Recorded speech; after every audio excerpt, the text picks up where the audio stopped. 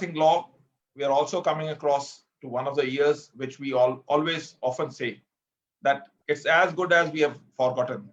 But at least one thing which would be always remembered in history would be that there was a lot of knowledge sharing on virtual platforms, not only pan India but pan world. And in this pursuit, we had Justice A.V. Chandrasekhar, who has given a lot of insights not only on this webinar but also on different platforms where all the webinars have done exceptionally well, because they are the topics which normally one feels one should have the knowledge.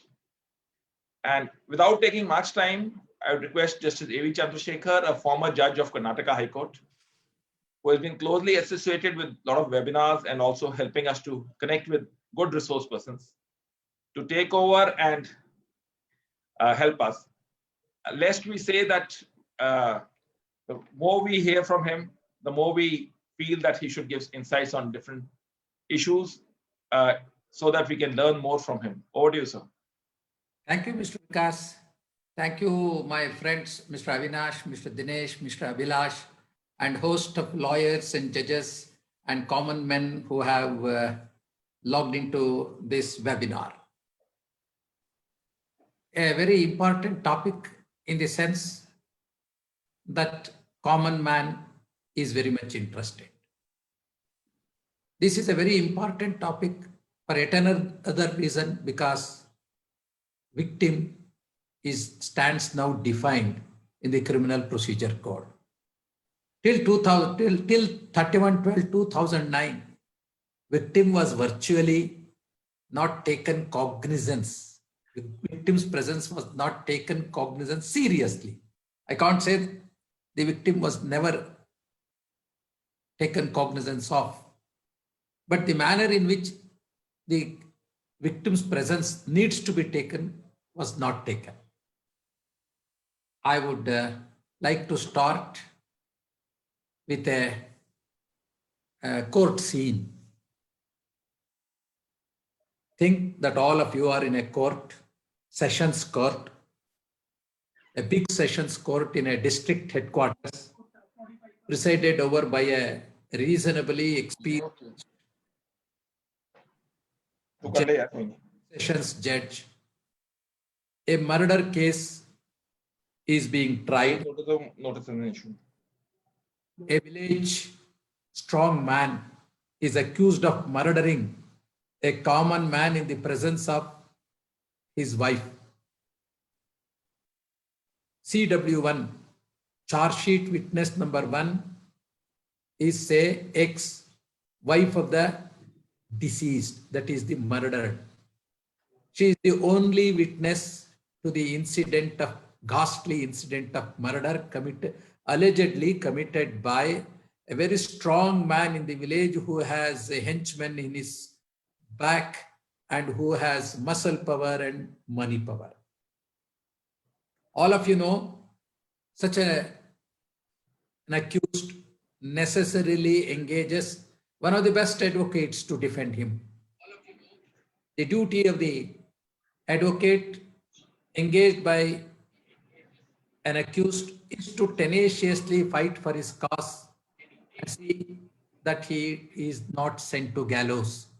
It is his professional duty to do it with all conviction. But at the same time, here is a lady, a rustic villager, who had never gone out of the village as long as her husband was alive. Now she is summoned to the court. A summons is served to that lady who is the widow, young widow, who has 2 minor children dependent upon her. She has to come from a far-off village, about 70 kilometers from the headquarters where the sessions court is situated. She gets down in the bus stand. She asks somebody about the location of the court. Somebody tells her it is about 3.5 kilometers from the bus stand. It was already 10:30. 11 o'clock, 11 a.m. is the starting time of the court.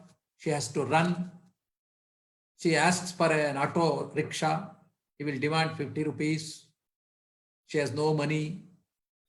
She has money which is enough to go back. She may not have even money to have some food, minimum food. Somehow she runs to the court. By the time she enters the court premises, court has already started functioning. The prosecutor, the judge will be asking the prosecutor, where is your important witness CW1? We have already fixed the trial. CW1 has not come. What should be done? Sir, we don't know, sir. By 11:10, she appears in the court. The prosecutor finds fault as to why she came late. And somehow she is asked to be there. By 11:30, the first witness will be in the box. CW1 is the main witness. She is the sole witness having committed the alleged ghastly murder of her own husband in her presence by a strong man in the village who has engaged one of the best advocates to defend him. She comes to the court without being briefed by the prosecutor. You know, on either side, lawyers will be sitting. On one side, 25 lawyers, and another side, 25 lawyers. Many witnesses will have already taken seat. A court clerk, bench clerk will be calling cases. Ramanna, Bhimanna, Sham, they will be coming and going. On the other side of the court hall, there will be a policeman, and the judge will be seated at a height of 2.5 feet. It is a new sight for her. She doesn't know what to do. She has no place to sit. By the time she enters the court, all the benches are full. All the advocates are seeing at her. Now the judge asks whether Mr. Prosecutor, get the witness into the box, because it is already, date is fixed. He has to go on with the trial. There can't be any delay. Section 309 of CRPC mandates that when once the trial starts, it should be on a day-to-day basis. The witnesses who appear before the court must necessarily be examined, cross-examined, re-examined, and unless it is absolutely required, it cannot be posted to the next day also. She is a rustic villager. Somehow, the prosecutor examines her in chief. Cross-examination starts. At times, the advocate has to elicit some useful admissions, some information from her, which would help his client, that is the accused. Somehow she is a rustic villager. She withstands the rigor of the cross-examination. And please understand that the lady who has come to the court as a witness had no food. She gets up early in the morning by 4:30 or 5 o'clock, does all important work in the family, runs to the bus stop in her village, and comes to the district headquarters, which is at a distance of 70 kilometers. She has no money. Her husband is gone forever. Nobody to look after her children. She has to work in the fields of somebody and earn money. See, when the judge sends the summons to the witness, money will not be sent her to pay for bus charge and for other food. She has to necessarily borrow from somebody else. She loses one day's earning because of attending the court, and such is the plight of a witness. And now the advocate for the accused goes on cross-examining her. He is entitled to put 1,000 questions. Nobody can find fault with it, because it is his duty to tenaciously fight for the cause of his client, and somehow see that he comes out of it doesn't go to gallows. Only witness. All of you know very well, in Evidence Act, it is not the quantity of evidence, it is the quality of evidence that is decisive. No corroboration is required in a criminal case. Corroboration is only a rule of prudence and not a rule of evidence. Just I am giving a background of this court case beginning in a sessions court, in which a rustic villager who had never moved out of her village comes to the district headquarters for the first time. Please understand, a lady who had never seen any male person other than her husband or somebody close to the family, now she has to encounter a different situation where she is encountered with hundreds of questions. Hundreds of questions. She has no food. She was not able to take any food. She had no money. She had to virtually run to the court from the bus stand. And she has to go back as early as possible because the last bus would be about by 4 p.m. in the evening.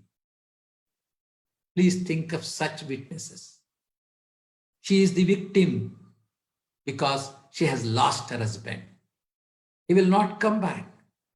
The minor children are left to mend themselves because she has to work in the fields of others from morning till evening to have 2 square meals. These are such situations. All of us know very well that the Honorable Supreme Court and various constitutional courts have laid down wonderful law with regard to the accused, the rights of accused. If you say, way back in 1977, Honorable Mr. Justice V.R. Krishna Iyer, in his celebrated judgment, Narasimha Vativatlu said that bail is the rule, jail is an exception. And the 2 cardinal and established principles of criminal jurisprudence is that an accused is presumed to be innocent till he is convicted, till he is found guilty. The second one is, even if 100 guilty are left, not even a single innocent accused shall be punished.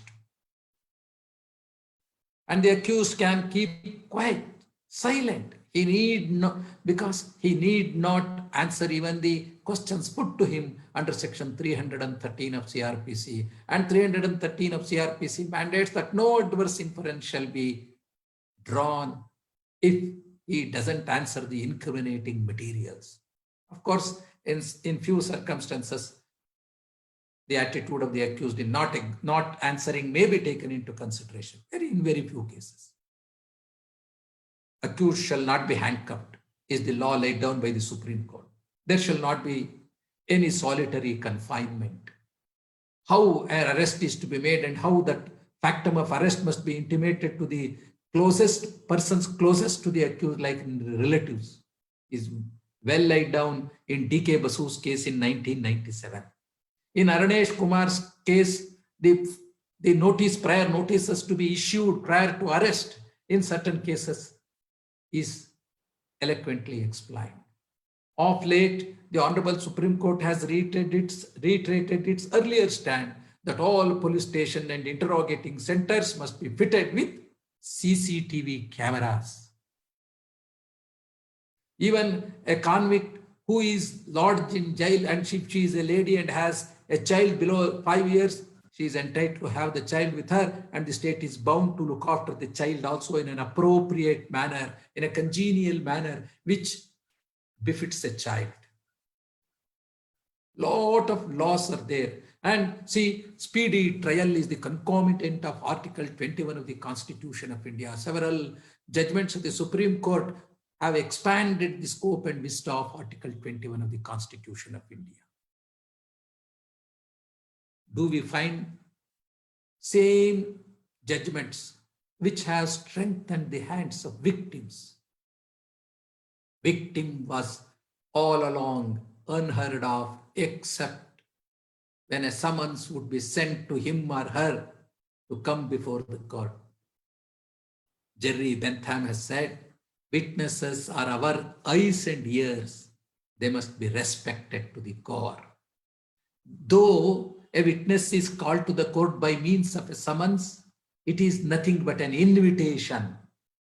A trial in a criminal case is held to unravel the truth may be supportive of the accused stand or it may vindicate the stand of the victim. Witness, we do not have any legislation to protect the witnesses. People say that courts acquit accused. It was a broad daylight murder. How could the court acquit an accused in such cases? These are the questions put to courts. Unless the victims withstand the rigor of the cross-examination and the so many allurings and pressures of the accused, it would be very difficult. Many a times witnesses turn hostile because of the interference of the accused, the threat of the accused. The witnesses may be even won over.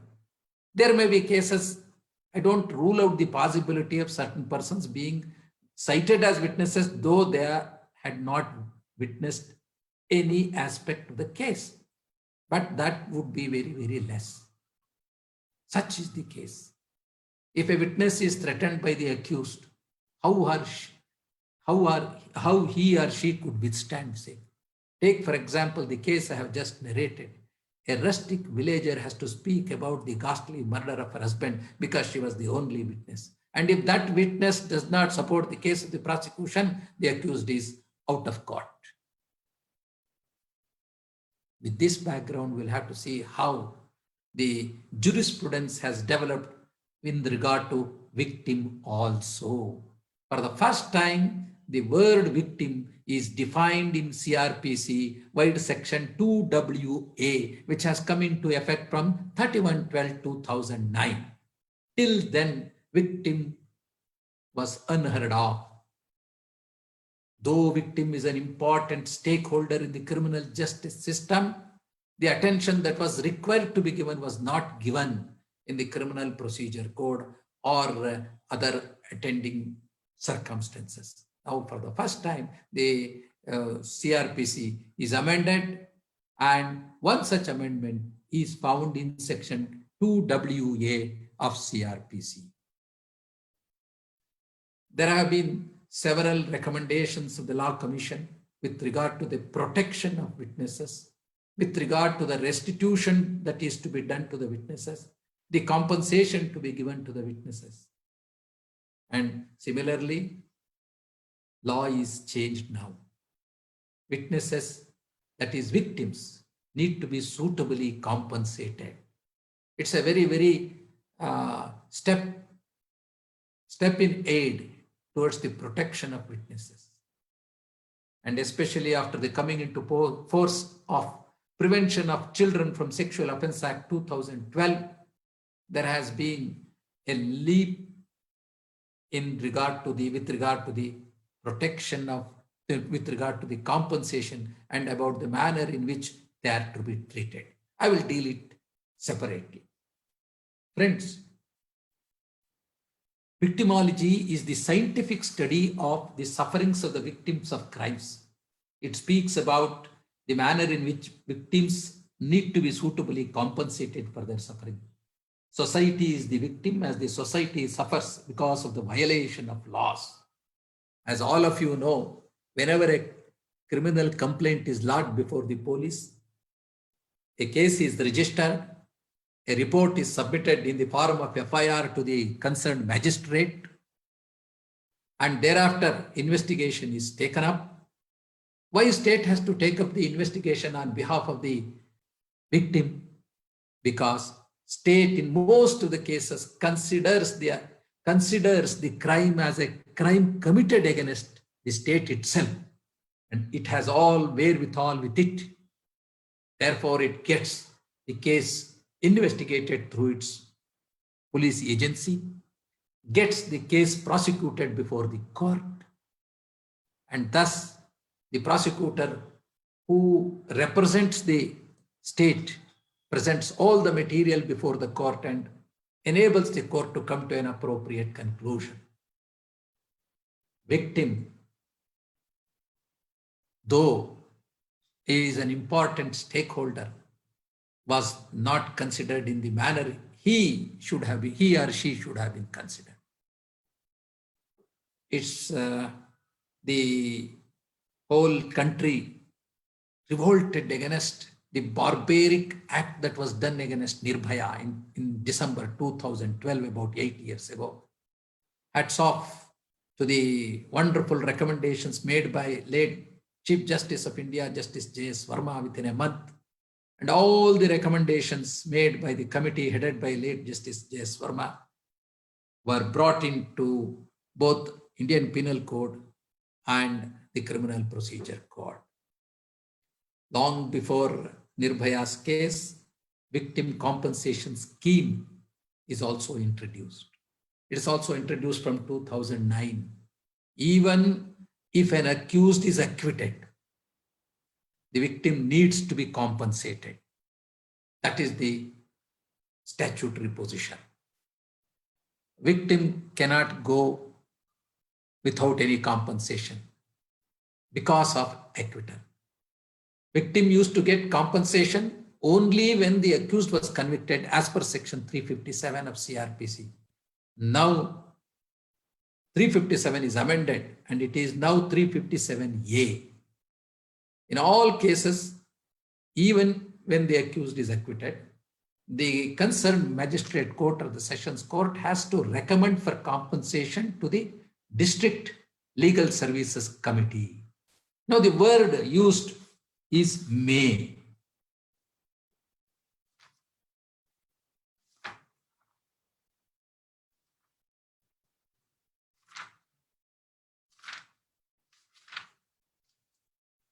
The word use is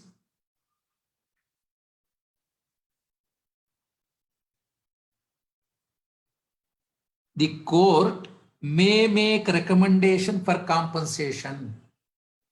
So may includes may not. It may be argued that may includes may not, sir. Therefore, the court is not bound to recommend for compensation to the District Legal Services Authority. But Honorable Supreme Court has specifically ruled that the intention of the legislature will have to be looked into before interpreting the verb may. In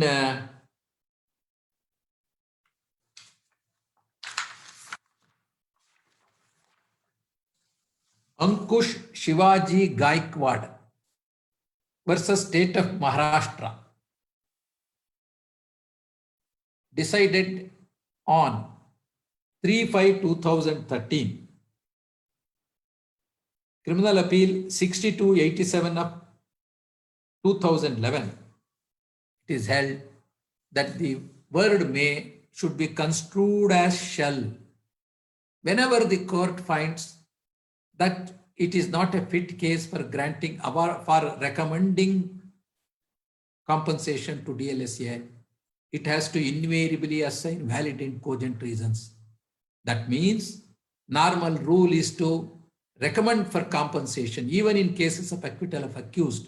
The exception is to reject provided valid cogent reasons are assigned. Now let us go to another act in which the question of compensation is dealt with. Protection of Children from Sexual Offences Act 2012 is legislated in terms of Article 15(3) of the Constitution of India. Our country is a signatory to several international covenants, and one such international covenant is with regard to the protection of children from any sort of exploitation. Sexual exploitation is the most heinous offense that could be committed against children. And you must know this is gender neutral. Any child, whether girl or whether male or female, up to 18 years is considered as a child, and any sexual exploitation would be taken serious note of. Section 33 of the POCSO Act deals about the manner in which a POCSO Act is to be conducted, because the victim will be child. Section 33 mandates whenever a trial is held, along with the victim's mother or father or anybody in whom the victim has trust must be present. That means the court must ensure that either the mother or father or somebody who is close to the child is present when its evidence is recorded. All efforts must be taken to provide child-friendly atmosphere. That means no aggressive questioning shall be done. There shall be frequent breakups. And one important statutory protection given is the accused counsel or the prosecutor putting questions to the victim child must give a list of questions to be proposed to be put in advance to the judge, and the judge, the special judge, would filter the questions and allow questions to be put to the witness. This was one of the directions given in Sakshi's case way back in 2004 by the Honorable Supreme Court. That direction is now given a statutory protection in POCSO Act. Name of the child shall not be disclosed. The identity of the child shall not be disclosed in any manner, either with reference to the name or with reference to her or his parentage, locality, school, etc. Section 33, subsection 8 of Section 33 mandates that the special court dealing with such offences itself has to assess compensation and award the same. The special court dealing with such cases has the inherent power to award interim compensation also, though no application is filed on behalf of the victim. It has suo motu power. Rule 7 of POCSO rules speak about the 11 parameters, benchmarks under which the compensation is to be awarded. And the moment such compensation is awarded, the government has to pay it within 30 days. The victim child is entitled for immediate medical attention also. It is entitled for immediate rehabilitation also. Therefore, this POCSO Act gives a fair idea of compensation to be awarded to victims under the POCSO Act. Way back in 1996, late Justice Anand, who was the Chief Justice of India, in State of Punjab versus Gurmeet Singh, reported in 1996 to Criminal Law Journal, has held that the name of the victim of rape should not also be disclosed in any manner. All offences against women and children must be tried in camera. The honor of the victim must be upheld at any cost.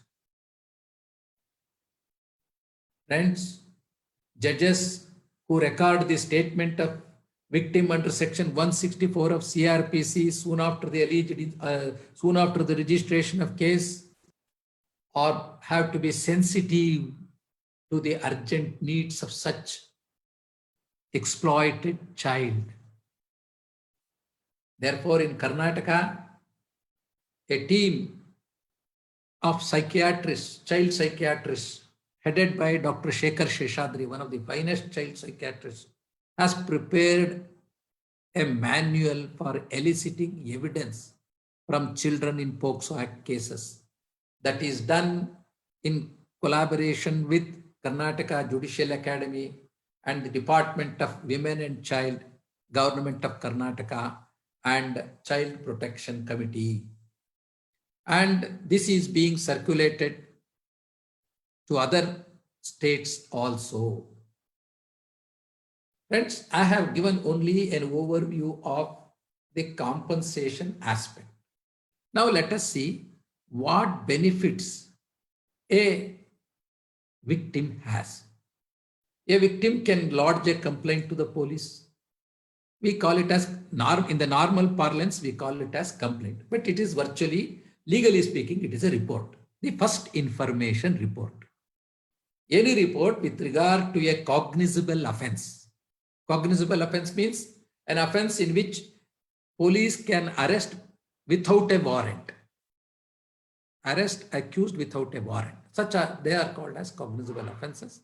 And in such cases, the moment a report is submitted, first information is submitted either in the form of writing or orally, the station house officer has to reduce the same into writing if it is given orally. And on the basis of the same, FIR will be prepared and it has to be lodged before the jurisdictional magistrate without undue delay.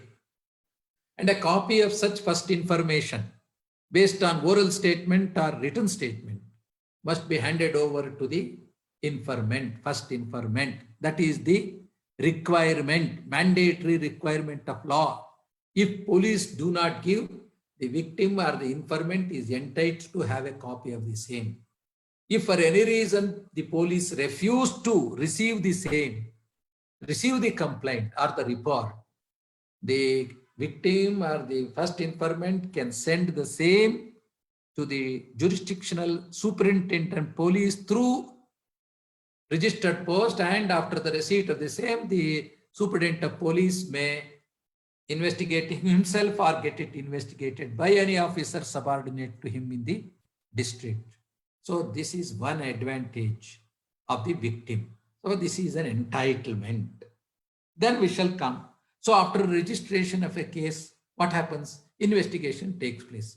Investigation, while taking up investigation, the investigating officer will record the statement of persons conversant with the facts of the case. If such witnesses are either females or children below minors, they should not be called to the police station. Section 160 specifically mandates. Section 60 proviso, provided that no male person under the age of 15 years or woman shall be required to attend any place other than the place in which such male person or woman resides. Therefore, they have to come to their residences and record the statements. They should not be called to the police station. This is the protection given to the, because a victim can be a witness, and if that victim is a witness, and if he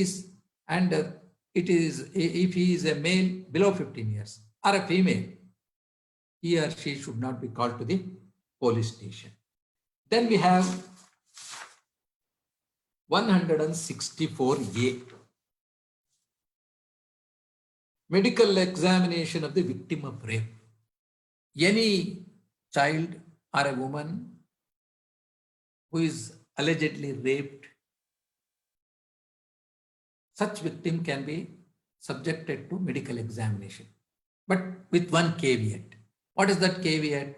The consent of the victim must necessarily be taken. If she is a major, if she is a minor, or if the child is sexually abused, the consent of the guardian or the parents is a must. So without the consent, no examination shall be done.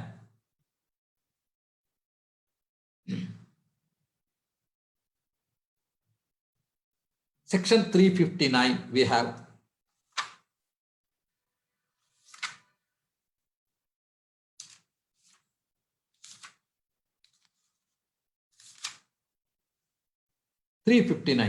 Order to pay costs in non-cognizable cases. Whenever a complaint of a non-cognizable offense is made to a court, the court, if it convicts the accused, may, in addition to the penalty imposed upon him, order him to pay to the complainant in whole or in part the cost incurred by him in the prosecution and may further order that in default of payment, the accused shall suffer simple imprisonment for a period not exceeding 30 days. Many times we do not press this, most of the advocates do not press this provision. But if it is a non-cognizable case and it ends in a conviction of an accused, necessarily the court has to suitably compensate the victim. Now, other important right that the accused has acquired because of the definition of victim found in 2WA is in section 372 of CRPC. Before going to deal with the proviso to section 372, I would like to define what is victim. 2WA, which has come into effect on 31/12/2009, quotes as follows. Quote, victim means a person who has suffered any loss or injury caused by reason of the act or omission for which the accused person has been charged. And the expression victim includes his or her guardian or legal heir. Suppose if A is dead in a murder, his wife and children would be the victims. And if A is assaulted by B and suffers some injury, he will be a victim. A person has lent some money and obtained a check, and the check bounces for want of insufficient funds in the account of the drawer, then he becomes the victim. So the victim, there is a comprehensive definition. It's a comprehensive definition. So what ultimately flows from this definition is found in section 372. 372 is the right of victims to file an appeal. So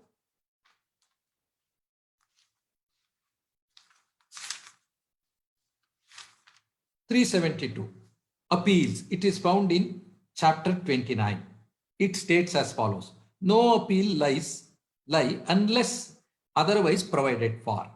No appeal shall lie from any judgment or order of a criminal code except as provided by this code or by any other law for the time being in force. So section 374 speaks about appeal against conviction, 378 appeal against acquittal. Now proviso is added to section 372 and it is added as per Act 5 of 2009, which has come into effect from 31/12/2009. Let me extract the first quote. Provided that the victim shall have a right to prefer an appeal against any order passed by the court, acquitting the accused or convicting for a lesser offense or imposing inadequate compensation, and such appeal shall lie to the court to which an appeal ordinarily lies against the order of conviction of such court. This is a very salutary provision found in section 372. So if an accused is acquitted or his inadequate punishment is imposed or he is convicted for a lesser punishment, then the victim can definitely file an appeal to the court which normally appeal lies. If it is a judgment by a magistrate court, appeal lies to the sessions court. If it is by a sessions court, the appeal lies to the high court. Now, very incongruous position is found.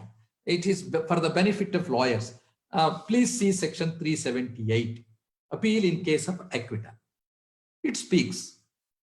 So, if a complaint case is acquitted by, let us assume that a magistrate court acquits an accused in a complaint case. Let us assume that in an offense punishable under section 138 of Negotiable Instruments Act for bouncing of a check due to insufficiency funds, and that order of acquittal is passed by the magistrate court. Normally, earlier, appeal should have been filed before the High Court. What subsection 4 of section 378 states: if such an order of acquittal is passed in any case instituted upon complaint, and the High Court, on an application made to it by the complainant in this behalf, grants special leave to appeal from the order of acquittal, the complainant may present such an appeal to the High Court. But now, with the present proviso, no special leave need be obtained because it is an inherent right. It's the right conferred upon the victim by virtue of proviso which is inserted with effect from 31/12/2009. Friends, compensation, as all of you know, if somebody dies in a road accident involving motor vehicle, let us assume that a mason, ordinary mason, aged about 35 years, dies in a road accident involving motor vehicles. A case would be filed by the victims seeking compensation before the Motor Accidents Claim Tribunal. The Claim Tribunal, in terms of Section 168 and 169 of Motor Vehicles Act 1988, will decide the compensation under various heads. It will first decide what he would have earned if he had been alive. So for that, the reasonable income that he was getting prior to his death would be assessed. Then it will be multiplied.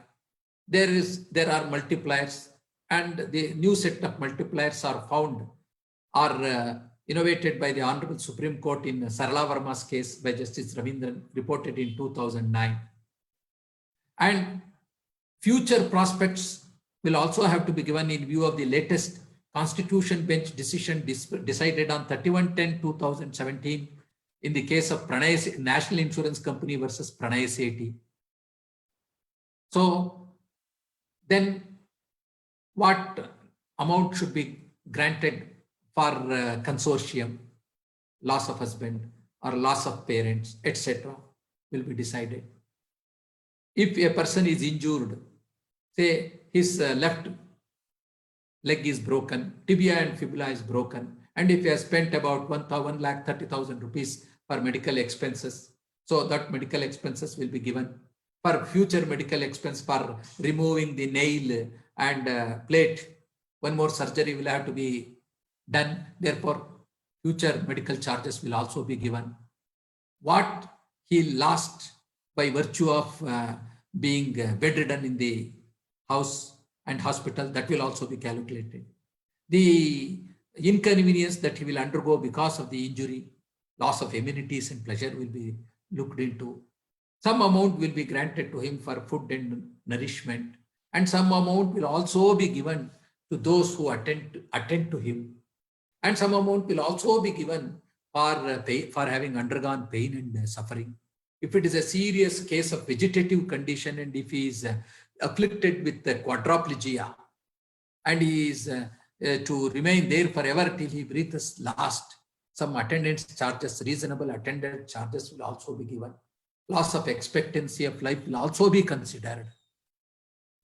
So if a person is injured, there are certain heads under which compensation will be assessed. Interest will be given. If a person dies in an accident involving motor vehicles, there is a structured compensation. But if a person dies in a crime, what should happen to the dependents, the wife and children? I have given an example. In this view of the matter, the Parliament has thought it fit to amend Section 357A, and 357 and 357A is inserted, as a result of which all state governments in consultation with the central government will have to initiate a victim compensation scheme. And accordingly, all the states have their own victim compensation scheme. For example, in Karnataka, the latest victim compensation scheme schedule has come into effect from 3/7/2018. So there is a list. If a person is dead, murdered, loss of life, 5 lakhs, upper limit 10 lakhs, gang rape, 5 lakhs, upper limit 10 lakhs, rape, 4 lakhs, upper limit 7 lakhs, unnatural sexual assault, 4 lakhs, upper limit 7 lakhs, loss of any limb or part of body resulting in 80% permanent disability, 2 lakhs, maximum 5 lakhs, loss of any limb of part body resulting 40% below 80%, 2 lakhs, 4 lakhs. Similarly, victims of burning, In case of disfigurement, it is 7 lakhs, maximum is 8 lakhs. In case of more than 50%, it is 5 lakhs and maximum is 8 lakhs. There is a schedule of injuries and there is a schedule of fees also. Many states, the fee schedule, the schedule of compensation to be awarded was not uniform in states.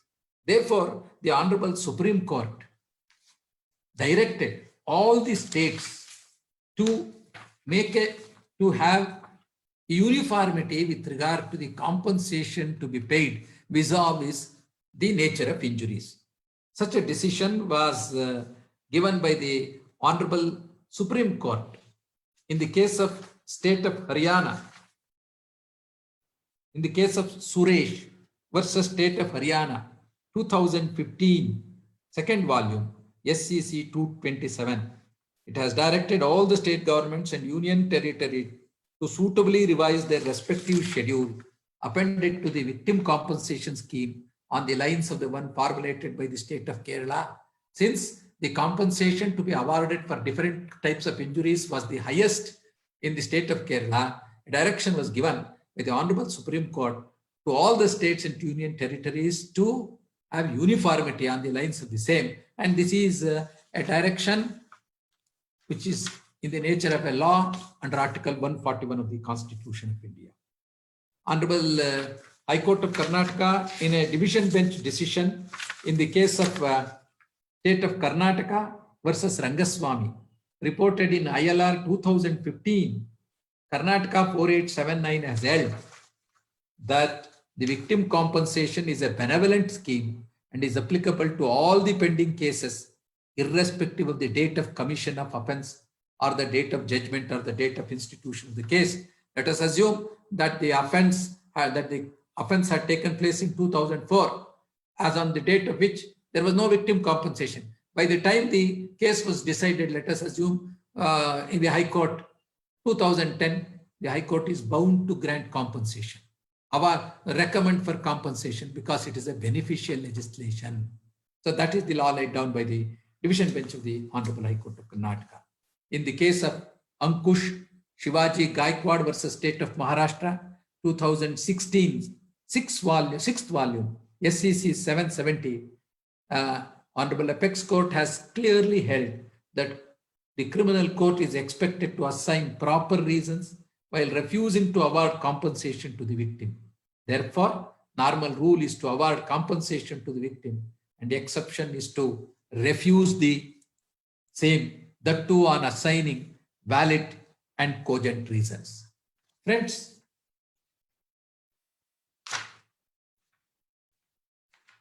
paragraph 16 of Suresh's case, which is a law laid down with regard to compensation, is relevant, and I would like to reproduce it. Quote, we are of the view that it is the duty of the courts on taking cognizance of a criminal offense to ascertain whether there is tangible material to show commission of crime, whether the victim is identifiable, and whether the victim of crime needs immediate financial relief. On being satisfied on an application or on its own motion, the court ought to direct grant of interim compensation, subject to final compensation being determined later. Such duty continues at every stage of criminal case where compensation ought to be given and has not been given, irrespective of the application by the victim.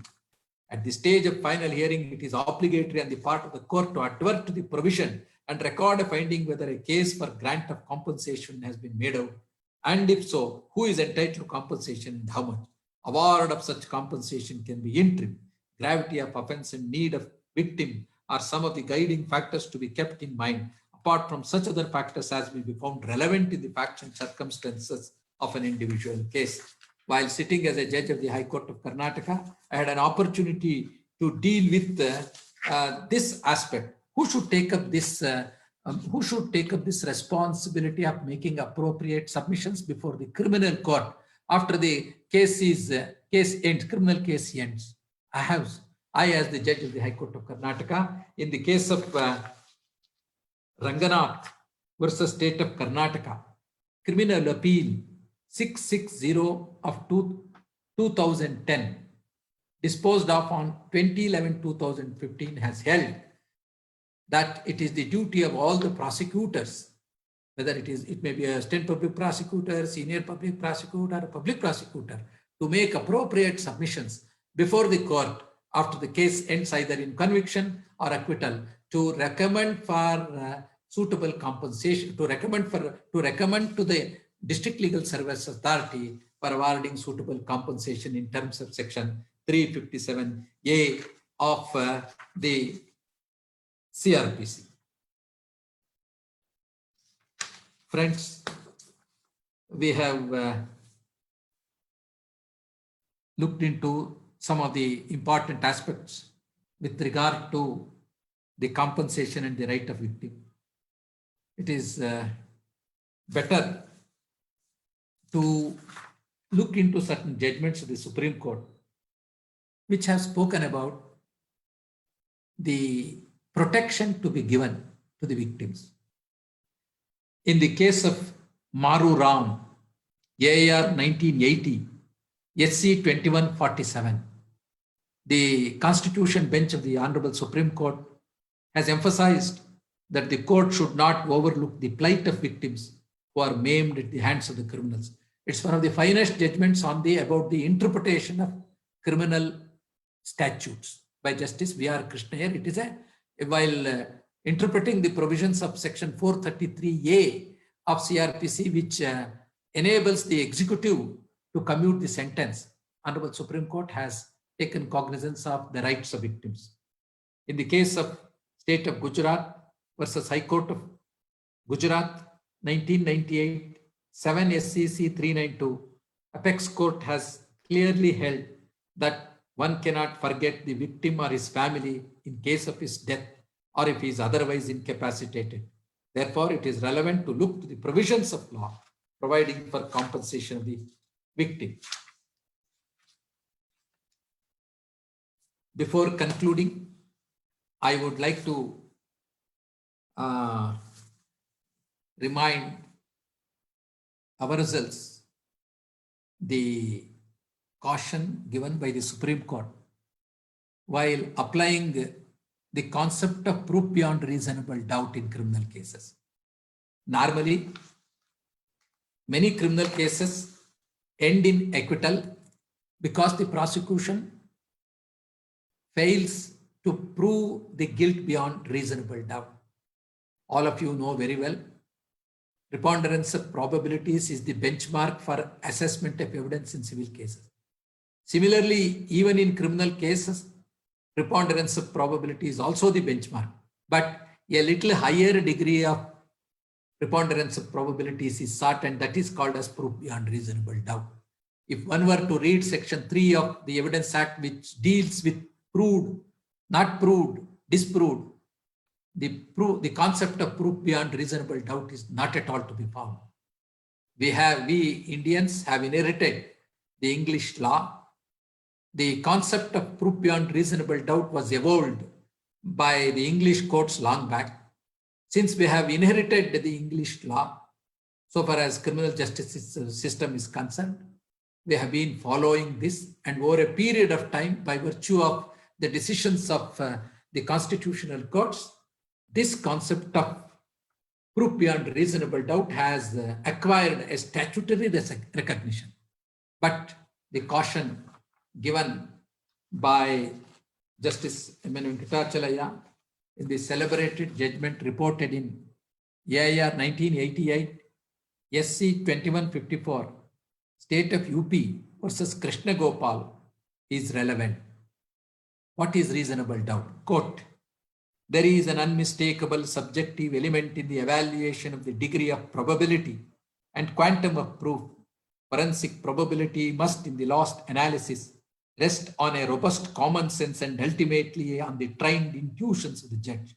While the protection given by the criminal process to the accused persons is not to be eroded, at the same time, uninformed legitimization of trivialities would make a mockery of administration of criminal justice. This decision of 1988 is followed subsequently by the Supreme Court in umpteen number of cases, and Justice Arijit Pasayat of the Supreme Court has considered it as an eloquent judgment. Friends, One more important judgment to be looked into is Shivaji Bobde and others versus State of Maharashtra. AIR 1973, Supreme Court, page 2622. It is the caution given for the courts while applying the concept of proof beyond reasonable doubt is as follows. Quote, even at this stage, we may remind ourselves of a necessary social perspective in criminal cases which suffers from insufficient forensic appreciation. The dangers of exaggerated devotion to the rule of benefit of doubt at the expenses of social defense and to the soothing sentiment that all acquittals are always good regardless of justice to the victim and the community demand special emphasis and the contemporary context of escalating time and escape. The judicial instrument has a public accountability. The cherished principle or golden thread of proof beyond reasonable doubt which runs through the web of our law should not be stretched morbidly to embrace every hunch, hesitancy, and degree of doubt. The excessive solicitude reflected in the attitude that 1,000 guilty men may go, but one innocent martyr shall not suffer is a false dilemma. Only reasonable doubts belong to the accused. Otherwise, any practical system of justice would then break down and lose credibility with the community. The evil of acquitting a guilty person light-heartedly as a learned author that is granular in proof of guilt, as saliently observed, goes much beyond the simple fact that just one guilty person has gone unpunished. If unmerited acquittals becomes general, they tend to lead to a cynical disregard of the law, and this in turn leads to a public demand for harsher legal presumptions against accused persons and more severe punishment of those who are found guilty. Thus, too frequent acquittals of the guilty may lead to a ferocious penal law, eventually eroding the judicial protection of the guiltless. For all these reasons, it is right to say with Viscount Simon, miscarriage of justice may arise from the acquittal of the guilty no less than from the conviction of the innocent. In short, our jurisprudential enthusiasm for presumed innocence must be moderated by the pragmatic need to make criminal justice potent and realistic. This I have referred to because I found that this is relevant in the background of a definition of victim and victim's right. Friends, in the criminal justice system, the important stakeholders are the victims, the accused, the prosecuting agency, the experts, the police who investigate the case. Some Supreme Court has time and again said that the evidence of a police officer should not be assessed with a distrust. The evidence of a police officer must be tested, must be assessed as that of any other evidence. There is no presumption that the evidence of a police officer suffers from doubt. It has to be, because ultimately it is true that by virtue of power, police may commit some mistakes or blunders, but that doesn't mean all police officials are dishonest and their evidence should not be believed. Honorable Supreme Court, especially Justice K.T. Thomas, has said that no court should start analyzing the evidence of police officers with distrust. It has to be assessed as that of any other evidence. And the police officers, when they come to court, they have done their duty. The court may accept their version or not, it is a different thing. They must be treated with all courtesy like any other witnesses. Witnesses are our eyes and ears, as Barry Jentham has said. Courts owe a great duty in protecting the victims also, and it is the duty of the state to provide sufficient amount to the courts to provide traveling allowance and reasonable bata for the witnesses, because most of the witnesses come from the middle class family and below middle class family. They will have to forego their daily bread on the day when they attend the court. They will have to spend money towards traveling, and they will have to incur other miscellaneous expenses also. Therefore, it is the duty of the court. Of course, criminal rules of practice of each state will have mentioned as to the amount given, but very rarely, many a times, judges may not report to the High Court about the actual amount required for TA and DA of these witnesses. It is the duty of the judges in the trial court to give a consolidated statement of each district to the High Court, so that High Court will in turn get money from the government through budgetary allocation. With this, I would like to thank Mr. Vikas for giving me an opportunity, for the viewers who have logged in and have heard me all this time. Thank you very much. Thank you.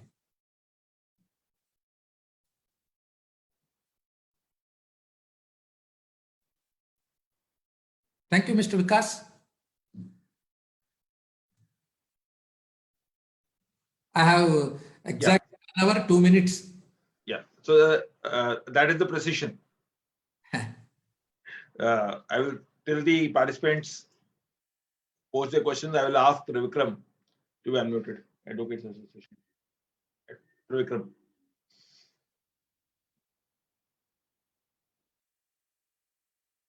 Because this is a new topic, I will just check it out as to whether. Sir, good evening. Good evening. Good evening. Good evening. I think I am privileged to have to be participant for the second time. I think His Lordship in 2015 during this is Sabahit's memorial, His Lordship had delivered on victimology and on the connected topic, along with Honorable Justice Mohan Shantan Kodar. Yes. Again, today I am blessed to be a participant. I think because you are muted. Yeah. No. I was just checking it out. Your network bandwidth is quite low. So I don't think. No, I have logged in from my phone. I think the network is not good. So that's why perhaps it's showing as low bandwidth. Yeah. We don't have the questions. Everybody is rather saying it was an enlightening session. So thank you to all the participants who have been connected with us. It has crystallized. Pardon? Thank you to all those crystallized the topic, and the presentation was so clear. Yeah, that's what I'm saying. And be that as it may, that once the topic is also fresh, the questions also evolve with the flux of time when the judgments come and when the people start thinking. So, sir has planted the seedlings. Now let's see how the people shape up as how they can utilize this knowledge. Judge Deepa, Senior Civil Judge Deepa of Karnataka has logged in. I will ask her to be unmuted. G Deepa. In fact, DLSA has also logged in. I don't know. Okay. We have unmuted Deepa. Yeah, ma'am. Deepa. Hello, Deepa? No. Okay. Somebody want to say? Mukhtar Ahmed, Dinesh Sharawat? Do they like to ask any questions? Dinesh Rawat.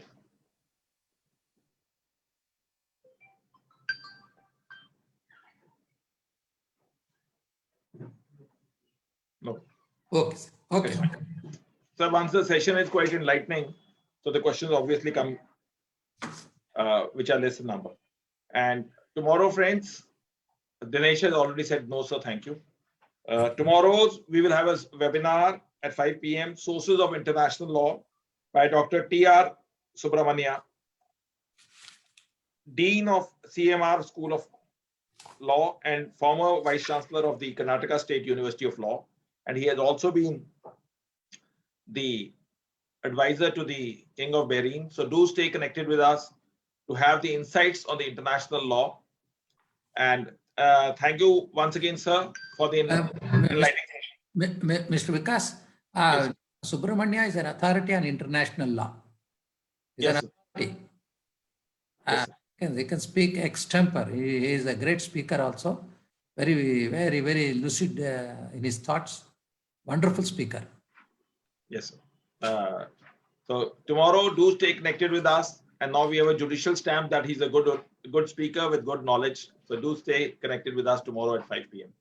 Everyone stay safe, stay blessed. And thank you, sir, for sharing your knowledge as well as blessings to all of us. Thank you. Thank you.